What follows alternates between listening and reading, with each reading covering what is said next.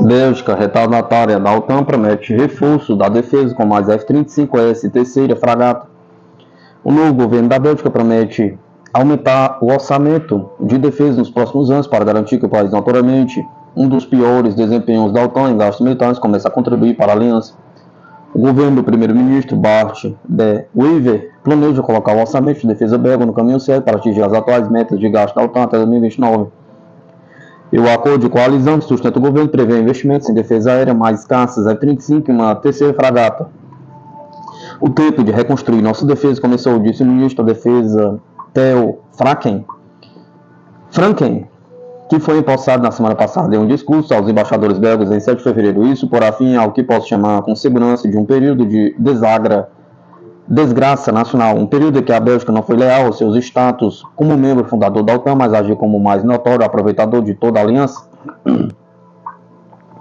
A Bélgica gastou 1,3% do PIB em defesa no ano passado, perto do fim do pacote da OTAN, junto com a Espanha, Luxemburgo e Eslovênia. A aliança concordou em 2014 em avançar para 2% de gastos em uma década, e 23 dos 32 aliados atingiram essa meta no ano passado, estima a OTAN. Em seu discurso, Franken citou o ditado latino Civic Pacem para Bellum, ou se você quer paz, prepare-se para a guerra, dizendo que muitos pareciam ter esquecido essa lição. A acordo de coalizão declara que finalmente chegou a hora de a Bélgica cumprir com suas obrigações sob o artigo 3 do Tratado da OTAN, que exige capacidade tanto a nível nacional quanto coletivo para resistir a ataques armados e abordar a vulnerabilidade da Bélgica e ameaças aéreas e marítimas. Franken disse que os gastos belgas no ano passado incluíram 0,16% do PIB em suporte à Ucrânia, deixando os gastos reais com as forças armadas em menos de 1,2%. A Bélgica gastou 15% de seu orçamento de defesa em novos equipamentos importantes, a menor parcela dentro da aliança, de acordo com as estimativas da OTAN.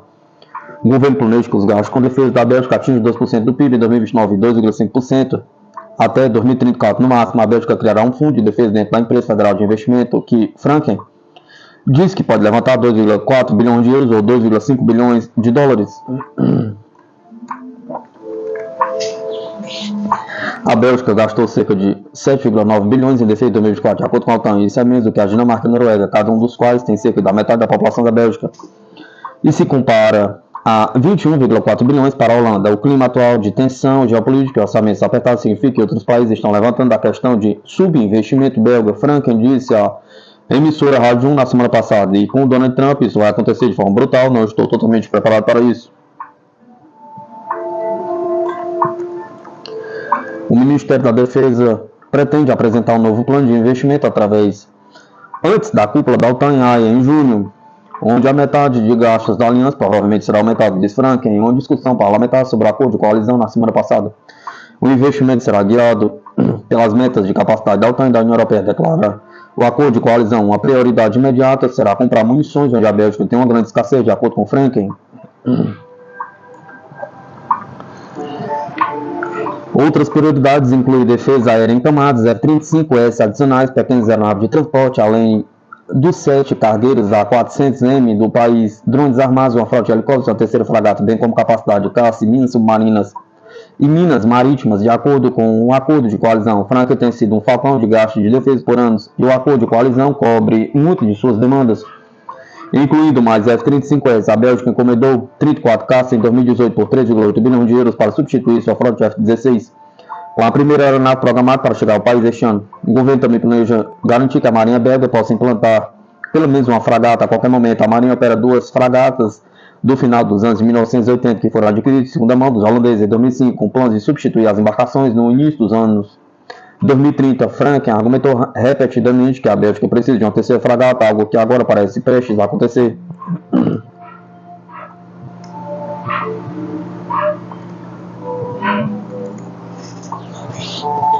A Bélgica anunciou a compra de 2 fragatas de guerra antissubmarino da Bremen Naval e da Thales por cerca de 2 bilhões de euros em abril de 2023. Em um acordo conjunto com a Holanda, que está comprando o mesmo número de embarcações, a primeira fragata holandesa está programada para entrega no final de 2029, enquanto a Bélgica está programada para receber sua primeira embarcação no segundo semestre de 2030. Em setembro, a Holanda anunciou planos para comprar mais 2 fragatas de guerra antissubmarino, dobrando seu pedido em mais 6 caças F-35, além das 52 aeronaves já anunciadas. O novo governo belga também investirá em defesa aérea. De Wever, um colega de partido de Franken e ex-prefeito de Antuérpia, argumentou no ano passado que a cidade portuária precisa de defesa aérea dedicada. A Antuérpia é o segundo maior porto da Europa, depois de Roterdã, e um centro de mobilidade militar com várias brigadas de combate do exército dos Estados Unidos usando o porto para implantação rotativa nos últimos anos. O novo governo visa fortalecer a cooperação com a Holanda e Luxemburgo no domínio marítimo, defesa aérea terrestre, poder aéreo e forças especiais.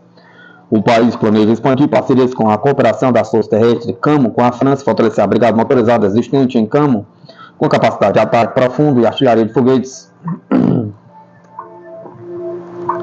A meta de médio prazo é criar uma segunda brigada que possa ser colocada à disposição da OTAN de acordo com o acordo de coalizão.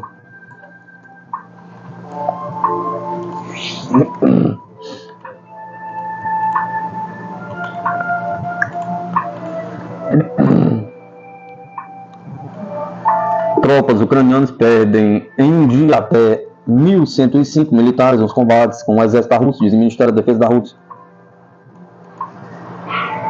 As unidades do agrupamento de tropas russas 3 Centro continuam avançando em profundidade nas linhas de defesa do exército da Ucrânia, tendo o adversário perdido neste setor até 525 soldados e 3 veículos blindados, informou nesta segunda-feira, 10 de outubro de 2025, o Ministério da Defesa da Rússia. O agrupamento Zapad Oeste atingiu o contingente de equipamentos militares de 6 brigadas ucranianas em várias áreas da região de Kharkov e da República Popular de Donetsk. O exército de Kiev perdeu nestas zonas até 190 militares, 2 tanques, 2 veículos blindados, 2 depósitos de munições de uma estação de guerra eletrônica Anclave, acrescentou comunicado. Vale destacar que a aviação, tropas de artilharia e drones de ataque da Rússia atingirá a infraestrutura de aeródromos militares ucranianos, bem como a concentrações de força e equipamento do adversário em 142 áreas, avança o Ministério. Na área de operações do agrupamento de forças russas Vostok Leste, as tropas ucranianas perderam até 125 efetivos, um blindado de transporte M103 dos Estados Unidos, 3 veículos e 3 peças de artilharia de campanha.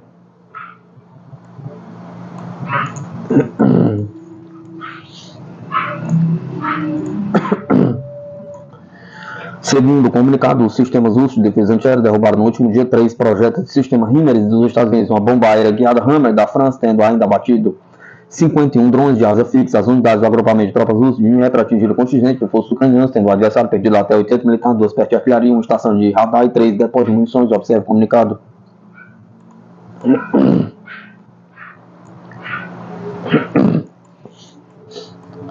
Resistência russa contra a pressão ocidental sem precedentes é uma surpresa, admite jornalista. O Ocidente está empreendendo esforços sem precedentes para enfraquecer a economia da Rússia, diz a colunista da Bloomberg, Mark Champion, admitindo que as autoridades russas estão fazendo um trabalho talentoso e com sucesso para enfrentar essa pressão. Após a introdução do 15º pacote de sanções anti-russas pela União Europeia em dezembro de 2004, mais de 2.000 pessoas e organizações da Rússia estão sob restrições europeias devido ao conflito na Ucrânia. Porém, mesmo agora, não há nenhum sinal de crise na Rússia, reconhece a colunista. A resistência russa diante das sanções ocidentais sem precedentes e das apreensões de bens foi uma surpresa, escreveu o seu artigo o jornalista. Ele lembrou que, no início da imposição de sanções, muitos esperavam que a economia russa entrasse em colapso, mas ela só tem crescido. Isso aconteceu por meio não apenas da evasão às sanções, mas também graças a governadora de Banco Central de classe mundial, afirmou. Champion acrescentou que, apesar de tudo, o governo russo ainda é capaz de estimular fiscalmente de forma maciça o complexo industrial militar. A Rússia declarou repetidamente que o país vai lidar com a pressão das sanções que o Ocidente começou a exercer sobre a Rússia há vários anos e continua a se intensificar. Moscou observou que o Ocidente não tem coragem de reconhecer o fracasso das sanções contra a Rússia, enquanto há muitas opiniões em países ocidentais de que as sanções são ineficazes.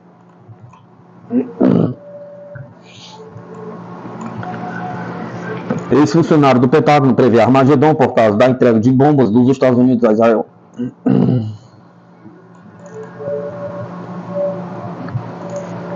O ex-conselheiro do secretário de Defesa dos Estados Unidos, o coronel apostado Douglas MacGregor, previu a chegada do Armagedon devido ao fornecimento de bombas de explosão pesada a Israel por parte de Washington, observando que os Estados Unidos, desse modo, estão responsabilizando o povo americano pelos massacres.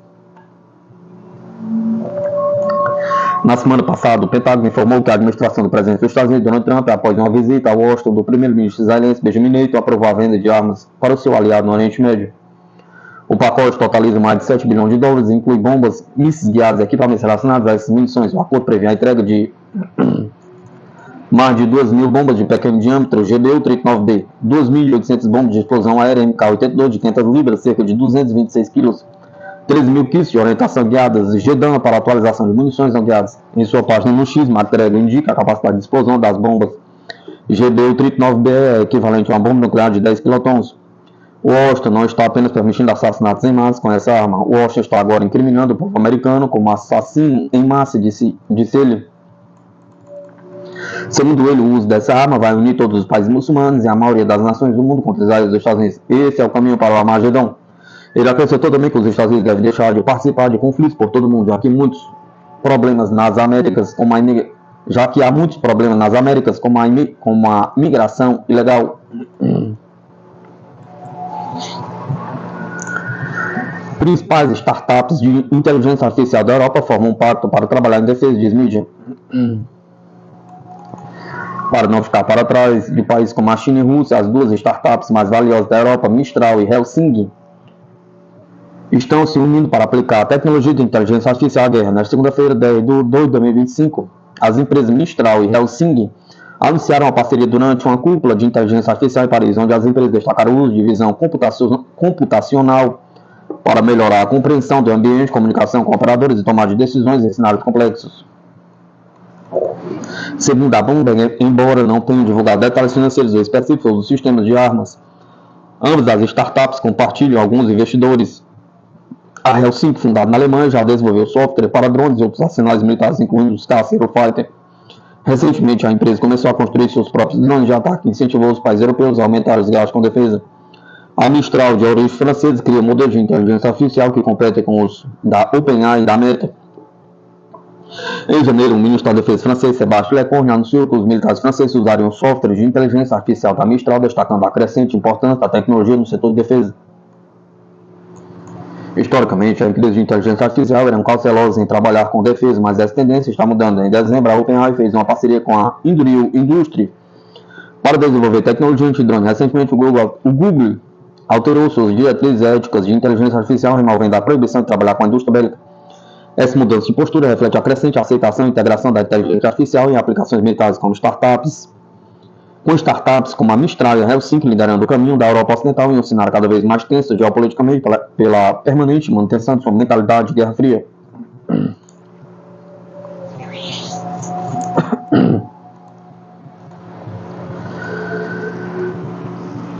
Supermísseis russos na marinha indiana. A compra dos Kaliber pela Índia desafia sanções internacionais e eleva as capacidades de guerra naval. Com isso, o armamento que pode mudar o jogo nas águas estratégicas da Ásia.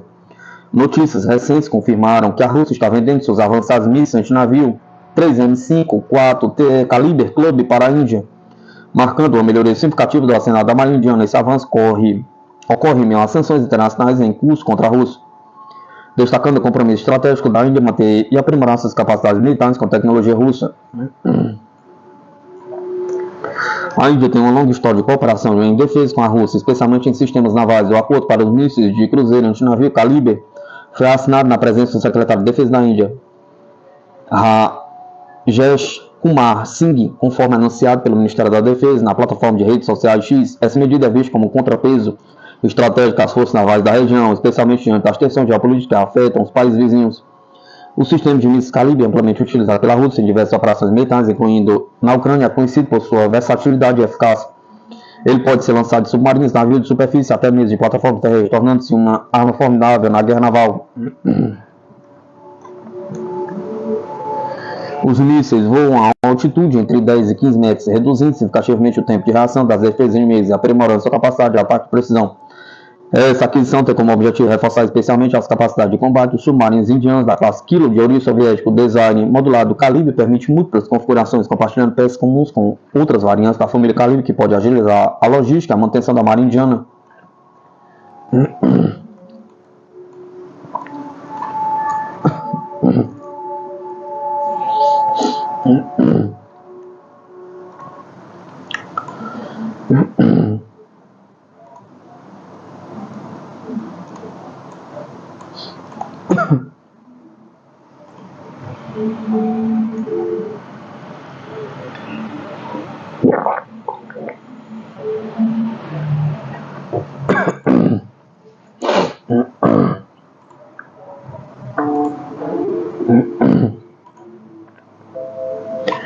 No entanto, esse acordo também levanta questões sobre a eficácia das sanções internacionais contra a Rússia. Apesar delas, países como a Índia continuam vendo valor na tecnologia militar russa, o que sugere uma complexa rede de relações internacionais, nas quais as necessidades de defesa muitas vezes superam as pressões políticas. Esse cenário também coloca em perspectiva as mudanças das alianças globais e a autonomia estratégica que a Índia exerce em suas aquisições de defesa. Para a Índia, essa compra faz parte de uma estratégia mais ampla de modernização de sua frota, incluindo parcerias com outros países para novos projetos submarinos. Poucos dias antes desse anúncio, a Índia havia selecionado a alemã ThyssenKrupp Marine Systems para construir 6 submarinos, demonstrando uma modalidade diversificada para fortalecer sua força naval. A venda dos mísseis Calibre para a Índia não apenas reforça o poder militar de uma nação, mas também reflete a intrincada dança de política internacional, onde alianças históricas, interesses estratégicos e proezas tecnológicas desempenham papéis importantes. Enquanto o mundo acompanha esses acontecimentos, as implicações para a segurança regional e o equilíbrio de poder no Oceano Índico podem ser profundas, potencialmente levando outras nações a reavaliar suas estratégias e alianças navais. O míssil Calibre Club, conhecido pelo nome da OTAN SSN-27 Zizler, representa uma família versátil de mísseis de cruzeiro russo desenvolvido pelo escritório de projetos Novator Okob-8. Esse sistema de míssil entrou em serviço pela primeira vez em 1994 e desde então evoluiu para incluir variantes para funções antinavio, ataque terrestre, guerra antissubmarina. A família míssil Calibre inclui versões nacionais de exportação, sendo esta a última, denominadas Club. O míssil foi projetado como um sistema modular, permitindo diferentes configurações de acordo com o uso pretendido. A filosofia básica do design envolve o compartilhamento de peças comuns entre as variantes lançadas de navios e submarinos, embora cada tipo de míssil incorpore componentes exclusivos como propulsor específico para sua plataforma de lançamento. O sistema Calibre inclui mísseis antinavio de ataque terrestre, ambos capazes de realizar uma corrida supersônica na fase final de aproximação ao alvo, reduzir significativamente o tempo de reação dos sistemas de defesa. Para funções antinavio, o 3M-54 é uma variante doméstica utilizada pela Marinha Russa. Trata-se de um míssil lançado de submarinos com um comprimento de 8,22 metros e um ogiva de 200 kg. Seu alcance estimado varia entre 440 e 660 km e ele opera como um míssil de cruzeiro com uma velocidade terminal supersônica de Mach 2.9 e uma altitude de voo na fase final de apenas 4,6 metros. O 3M-54T é outra variante antinavio projetado para navios de superfície utilizando um sistema de lançamento vertical VLS, um propulsor de impulso vetorial, mantendo especificações de desempenho semelhantes às do 354.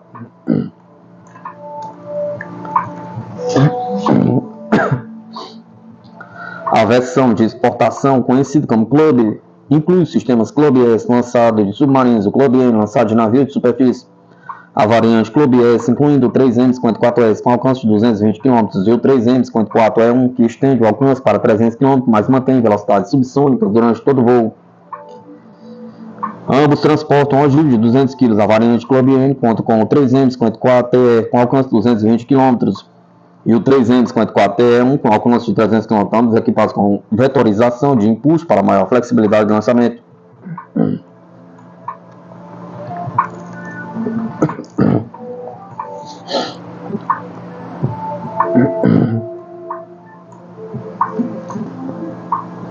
Para ataques terrestres, o 3M-14 utiliza orientação inercial e pode ser lançado de submarinos ou navios de superfície. O alcance varia significativamente de acordo com a fonte. Algumas indicam que pode atingir 2.500 km nas versões convencionais, enquanto outras sugerem alcances diferentes para as variantes com armamento termonuclear. As capacidades antissubmarinas são fornecidas pela variante 91RE1, um misto de 2 estágios com propulsor sólido e um torpedo antissubmarino leve com carga útil. Tem alcance de 50 km e pode atingir velocidades supersônicas, seguindo a trajetória balística antes de se liberar seu torpedo.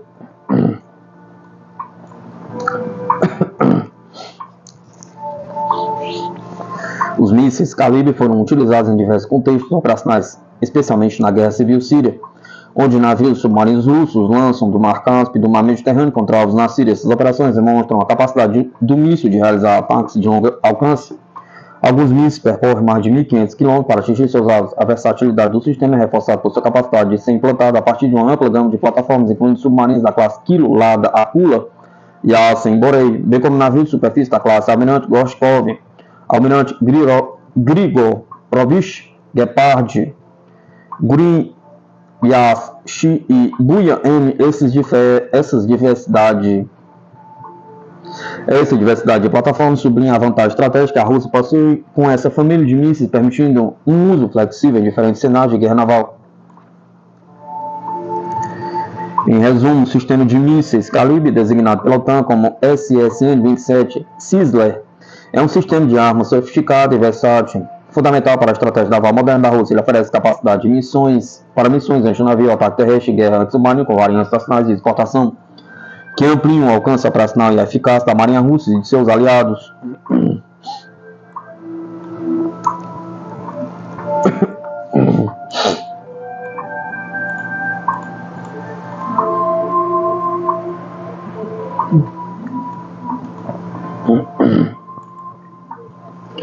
Tentar obter uma arma nuclear pode custar ao Irã tudo.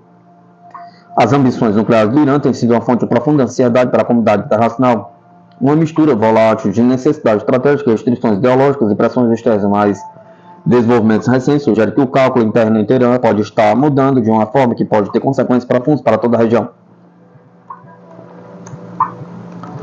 Surgiram relatos de que os comandantes sêniores do Corpo de Guardiões da Revolução Islâmica instaram o líder supremo Ayatollah Ali Khamenei a revogar sua fatwa de longa data que proíbe armas nucleares. O raciocínio deles é direto assustador. A sobrevivência do Irã em um ambiente geopolítico cada vez mais hostil pode depender da aquisição do impedimento definitivo. A lição que eles tiraram dos destinos de Saddam Hussein do Iraque e Mahmoud Gaddafi na Líbia é simples. Sem armas nucleares, os regimes que desafiam os Estados Unidos e seus aliados permanecem vulneráveis à destruição. O Irã, eles argumentam, não pode se dar o luxo de ser o próximo. Para ter uma lógica estratégica por trás da busca por armas nucleares, é inegável, cercado por bases militares dos Estados Unidos, enfrentando ameaças constantes de Israel e travando uma competição com a Arábia Saudita e os Estados Árabes do Golfo, o Irã se vê como um estado sitiado. Seu arsenal de mísseis extenso, capaz de atingir alvos em toda a região, mas mísseis sozinhos não tornam o Irã intocável. As armas nucleares, por outro lado, transformarem a posição estratégica do Irã, tornando-o imune a operações de mudança de regime, fortalecendo dramaticamente sua capacidade de projetar poder. O Irã, com armas nucleares, teria uma influência muito maior no Oriente Médio, forçando seus adversários a recalibrar toda a sua postura de segurança.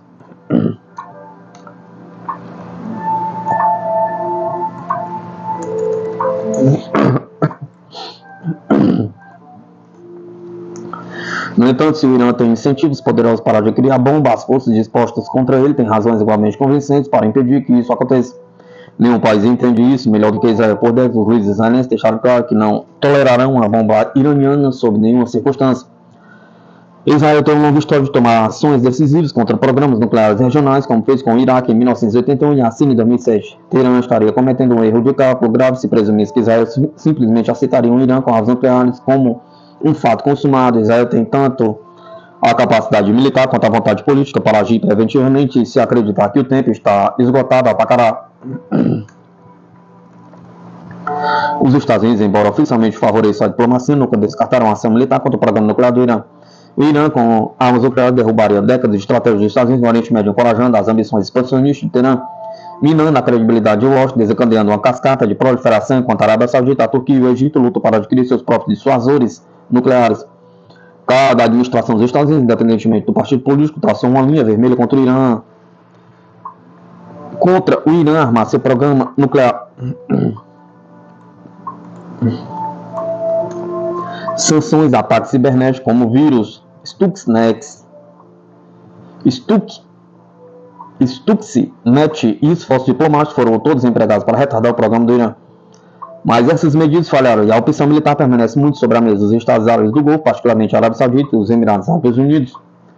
Veio o Irã nuclear como uma ameaça existencial. Teherã já usou sua vasta rede de representantes regionais, Hezbollah no Líbano, milícias no Iraque, na Síria, os Houthis no Iêmen para desestabilizar seus rivais.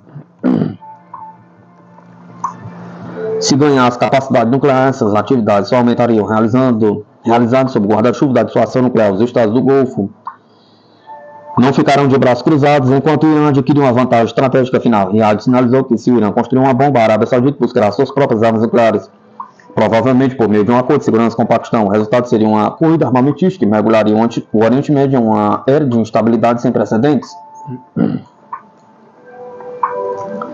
A liderança do Irã está bem ciente desses riscos, mas a pressão dentro do corpo de guardiões da Revolução Islâmica para reconsiderar o fator nuclear sugere que os elementos do regime acreditam que as recompensas superam os perigos. O problema com esse cálculo é que ele assume que o Irã será capaz de cruzar o limiar nuclear sem desencadear uma resposta decisiva. Isso é uma fantasia.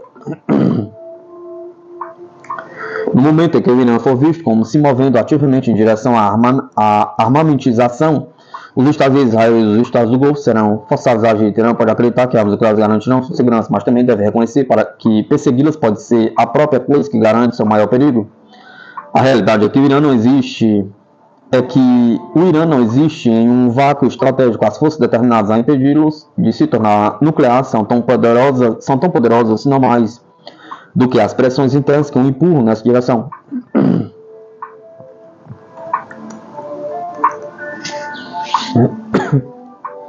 Cada passo que o Irã dá em direção à nuclearização será recebido com contramedidas cada vez mais severas, e se elas falharem, o confronto militar se tornará inevitável. O regime pode estar disposto a apostar, mas esta é uma aposta que pode custar tudo ao Irã.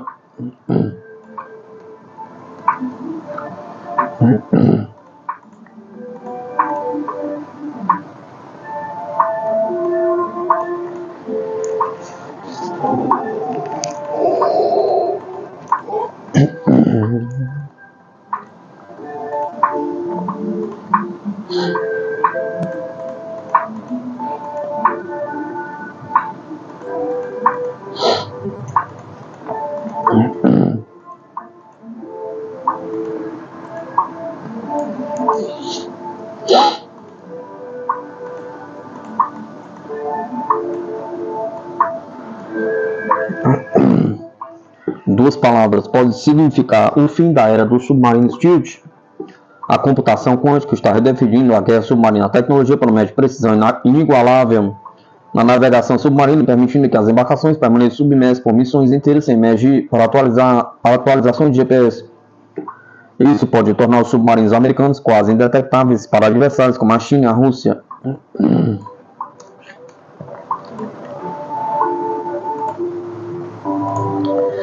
Ponto-chave número 1. No entanto, sensores quânticos também podem ser usados para rastrear submarinos detectando sutis anomalias gravitacionais e magnéticas. O desenvolvimento de dispositivos de interferência quântica supercondutores SQUIDs pela China levanta preocupações sobre a obsolescência da furtividade. Ponto-chave número 2. À medida que a computação quântica avança, a corrida é para determinar se ela favorecerá os caçadores de submarinos ou aqueles que fogem da detecção. O futuro da guerra naval está em jogo. Mecânica quântica é a ciência e o estudo da luz da matéria em níveis atômicos e subatômicos difíceis de conceber. Ela examina a interação dos componentes dos átomos e explica o comportamento de átomos e moléculas. Por mais esotérica que seja a ciência, a computação quântica tem implicações importantes para a ciência militar e, em particular, para a guerra submarina, tanto no escritório quanto na defesa. A navegação submarina tem sido um desafio persistente, enquanto os marinheiros mapeiam cuidadosamente a velocidade e a direção com a ajuda de giroscópios. Pequenas imprecisões se acumulam ao longo do tempo. Quanto mais tempo um submarino navega debaixo d'água, menos precisas se tornam suas estimativas de posição. Para obter uma leitura posicional muito precisa, o submarino deve emergir para fazer medições direcionais ou obter um sinal de localização GPS. No entanto, emergir é um risco para os submarinos e em um cenário de guerra onde o GPS é inconsistente, comprometido ou de outra forma disponível devido. Por exemplo, a guerra anti-satélite, o posicionamento preciso pode ser problemático. Uma solução pergunta computação quântica. Fundamentalmente, os sensores quânticos são ferramentas de medição, enquanto os princípios físicos e materiais para construir sensores quânticos são os mesmos de sensores convencionais. Os primeiros são ultrassensíveis, explica um relatório recente. Por exemplo, eles são capazes de sentir a menor perturbação ambiental em campos elétricos e magnéticos, a presença de radiação.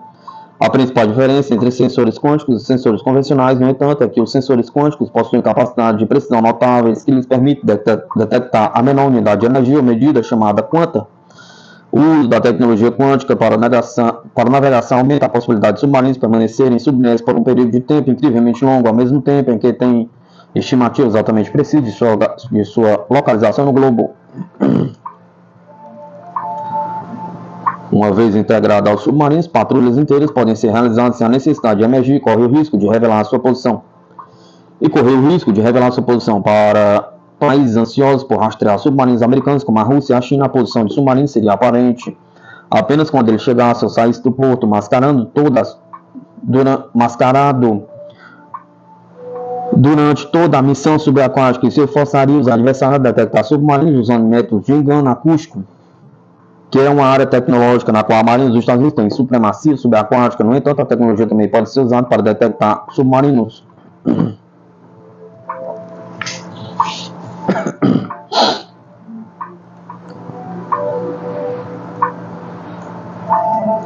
Em 2017, a Academia Chinesa de Ciências fez um anúncio surpreendente. Ela desenvolveu um dispositivo de interferência quântica supercondutor, o SQUID, que usava sensores quânticos para registrar pequenas mudanças magnéticas no ambiente. Ele poderia detectar pequenas mudanças na atividade das ondas cerebrais, assim como anomalias magnéticas no espaço sideral. Ele também poderia ser usado para encontrar submarinos. A aplicação da tecnologia quântica para detecção de submarinos é notável. Gravímetros quânticos altamente sensíveis podem ser usados para monitorar e detectar mudanças muito leves na gravidade, com o potencial de rivalizar com a localização exata de um submarino, detectando a interação do seu campo gravitacional com o campo gravitacional da Terra.